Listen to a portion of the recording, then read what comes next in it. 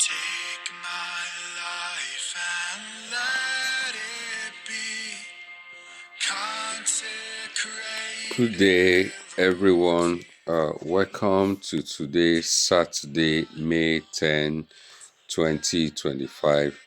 This is the Open Heaven devotional written by the General Overseer of the Redeemed Christian Church of God, Pastor E.A. Adeboye.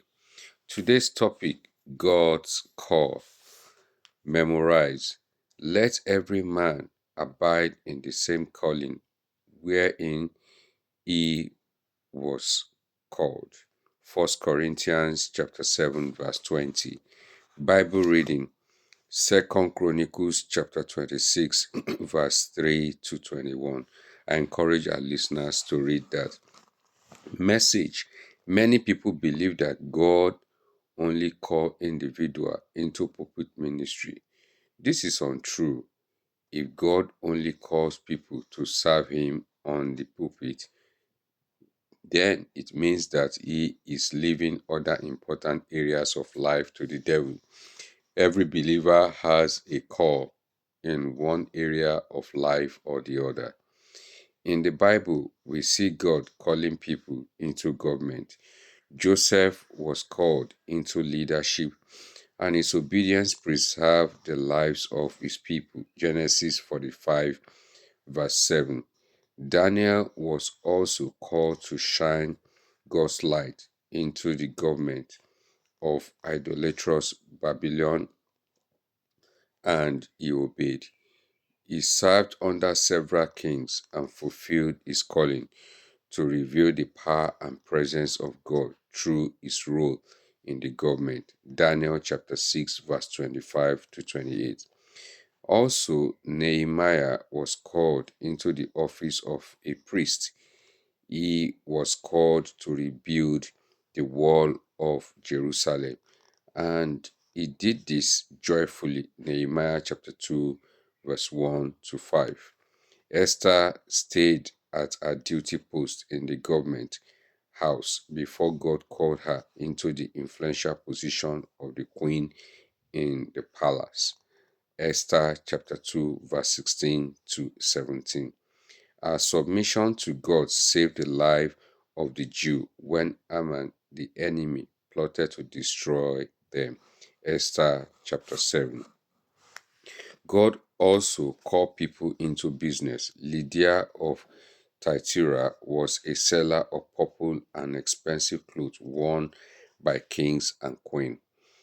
Only very rich people could afford her wares, and God positioned her there so that she could use her resources to advance the kingdom. Acts chapter 16 and verse 14.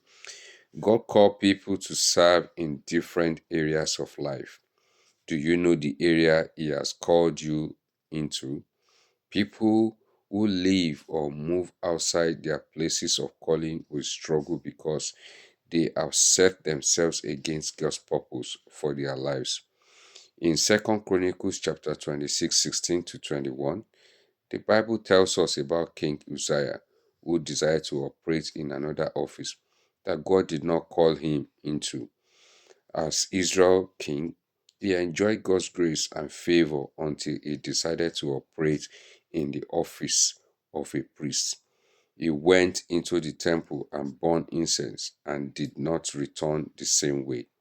He came out leprous and was isolated.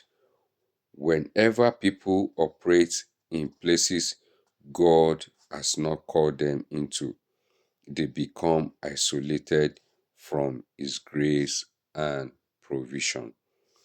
Beloved, if God has called you to serve Him in any area of life, focus on your calling in that area. Do not compare yourself to other people who are flourishing in other areas. Obey God wholeheartedly in your calling, and you will experience His abundant grace and provision. Key point: find out what God has called you to do and focus on it. Well, for today's listeners, let's meditate on the key points. I repeat it again. Find out what God has called you to do and focus on it. So, what has God called you to do? What has God called me to do? Focus on it. And if you are yet to find out, seek His face in the place of prayer and be sensitive. And I pray for someone today who is confused about what to do in life or confused in any area. I pray that the Spirit of the Lord will come upon you to guide you. His word will come to you to guide you. This is the way you should follow. I pray against every spirit of confusion in the name of Jesus. I speak the peace of the Lord upon you this day in the name of Jesus. God bless you. I will hear your testimony and you will hear mine. Shalom. Bye.